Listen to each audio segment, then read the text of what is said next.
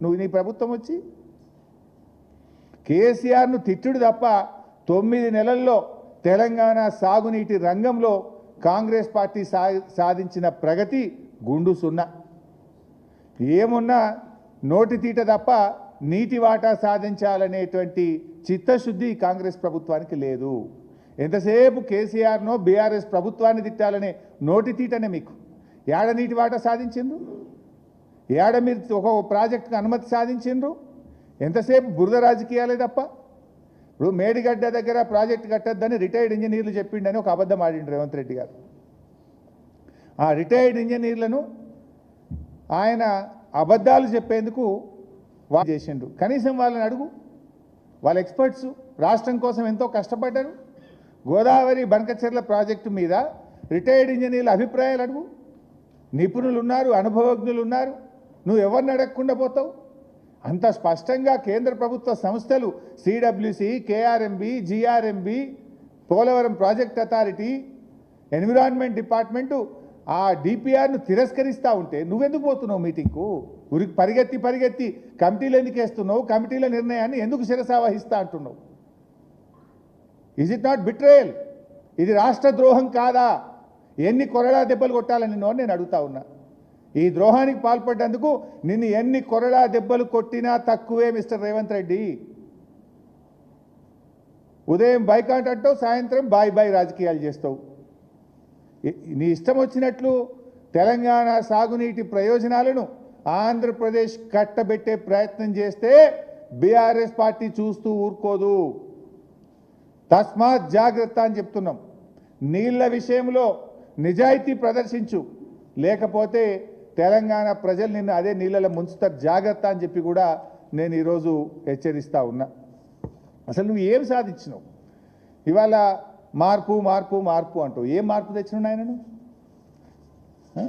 కేసీఆర్ ఆనవాళ్ళు లేకుండా చేస్తా, మార్పు తెస్తా అంటావు. ఏం మార్పు తెచ్చినావు? మార్పు ఏంటంటే నీళ్లు చంద్రబాబుకు, నిధులు రాహుల్ గాంధీకి, అపాయింట్మెంట్స్ మాత్రం తెలంగాణ ద్రోహులు ఆదిత్యనాథ్ దాస్ లాంటి వాళ్ళకు. ఇదే కదా నువ్వు తెచ్చిన మార్పు.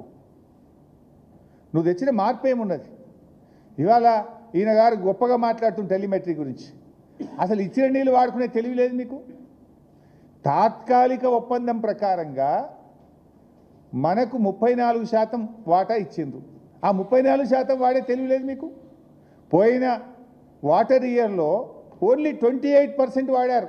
6% తెలంగాణకి ఇచ్చిన కేటాయింపులను వాడుకోలేని చేతగాని దద్దమ్మ ప్రభుత్వం ఈ కాంగ్రెస్ ప్రభుత్వం. 65 టీఎంసీలు ఆంధ్రప్రదేశ్కు వదిలిపెట్టి తెలంగాణలో భూములు ఎండగొట్టినారు, పంటలు ఎండగొట్టినారు. తెలంగాణ ప్రాజెక్టులకు క్రాప్ హాలిడే ఇచ్చిండ్రు మీరు. నీళ్లు ఉండి వాడుకోలేని చేతగానితనమా? లేదు చంద్రబాబు నాయుడుకు గురుదక్షిణ. నాకు అర్థం కాదు. 34% ఎందుకు వాడలే పోయినసారి? ఎందుకు నెట్టంపాడు కింద క్రాప్ హాలిడే ఇచ్చారు?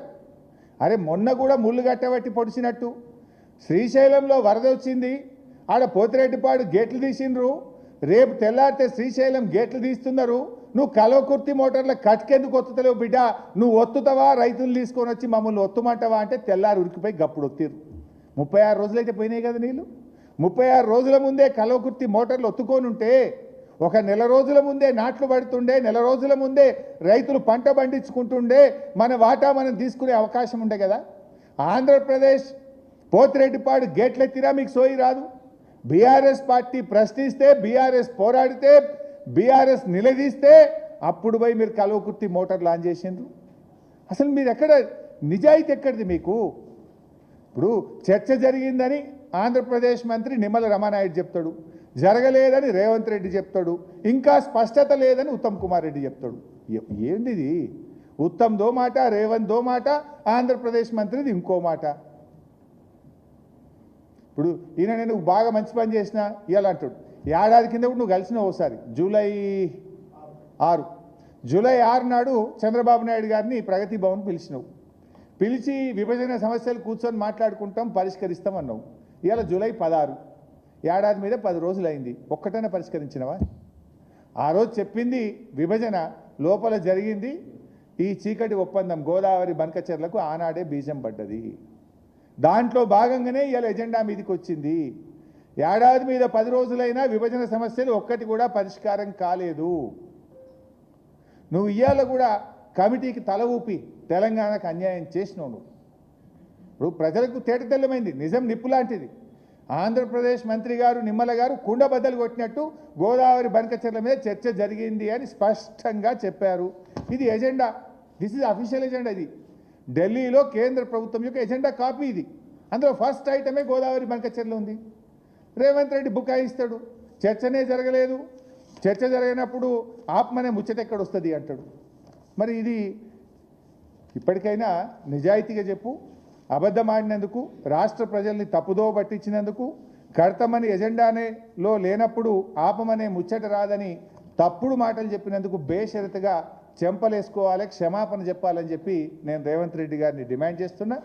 ఎట్టి పరిస్థితుల్లో బీఆర్ఎస్ పార్టీ గోదావరి బనకచెర్లకు ఒప్పుకోదు. ఎందుకంటే మేము అంటున్నది ఏదో కక్ష కాదు, మా వాటా తేల్చండి. అసలు గోదావరిలో వరద జలాలు అనేటివి లేవు, ఉన్నాయా, ఉంటే లెక్క తేల్చండి. ఆ లెక్క తేలిస్తే అందులో తెలంగాణ వాటా అయిందో చెప్పండి. కేసీఆర్ గారు ముందే చెప్పిండ్రు అదే ప్రోరాటాలో మాకు 1950 టీఎంసీలు రావాలని. గోదావరి బనకచెర్లలో ఇంకో డేంజర్ ఉంది, ఇప్పటిదాకా మన ప్రభుత్వం మాట్లాడతలేదు. గోదావరి నీళ్ళే కాదు, కృష్ణా నీళ్లను కూడా తరలించకపోయే కుట్ర పెట్టింది ఈ ప్రాజెక్టులో. ప్రీ ఫీజిబిలిటీ రిపోర్ట్లో ఏం పెట్టారంటే నాగార్జున సాగర్ కుడి కాల్వ 0 నుంచి 80 కిలోమీటర్ల దాకా ఇప్పుడున్న కాల్వను డబుల్ సైజ్ చేస్తారట. చేసి ఆడవాళ్ళు కడుతున్నటువంటి మన రిజర్వాయర్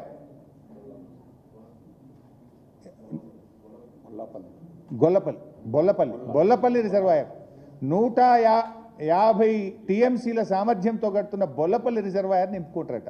అంటే సాగర్లో ఎప్పుడన్నా కృష్ణా నీళ్ళు వరద వచ్చిందనుకో, ఇప్పుడున్న దానికంటే డబుల్ కెపాసిటీతో కెనాల్ దవ్వాలి, బొల్లపల్లిని బొల్లబల్ల నింపుకోవాలి. అది కూడా పెట్టింది ఇలా.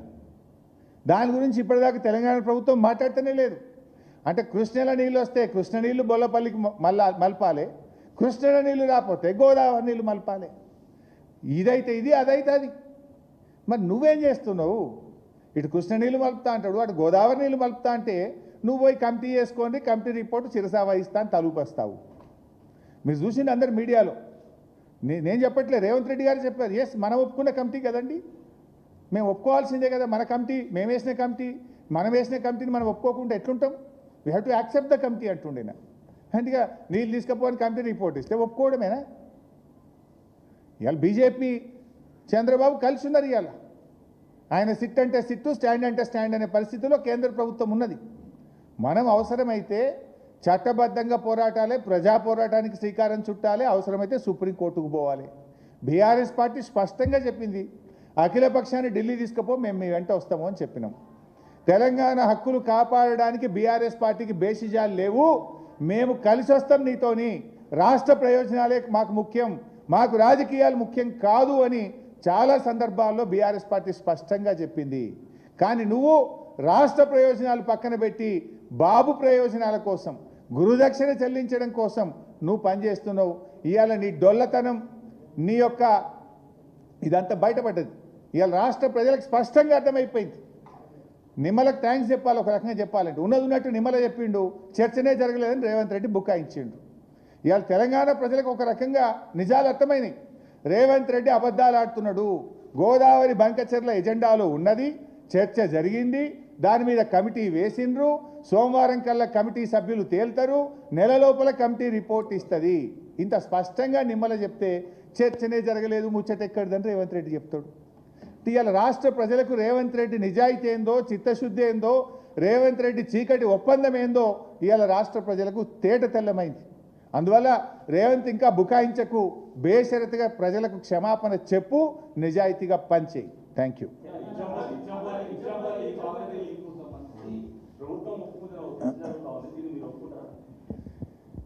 దాని మీద ఇంతకుముందే బీఆర్ఎస్ ప్రభుత్వం స్పష్టంగా చెప్పింది, సమ్మక్క సాగర్ నుంచి కట్టిన బ్యారేజ్ నుంచే నీళ్లు తీసుకువెళ్ళాలి, తీసుకుపోయే నీళ్ళల్లో సగం 50% తెలంగాణకు ఇవ్వాలి. అట్లయితే బీఆర్ఎస్కి అభ్యంతరం లేదు అని ఆనాటి మా ప్రభుత్వం స్పష్టంగా చెప్పింది. సమ్మక్క సాగర్ బ్యారేజ్ నుంచి తీసుకెళ్ళండి, ఆ తీసుకుపోయే దాంట్లో 50% నీళ్లు తెలంగాణకు ఇవ్వాలి.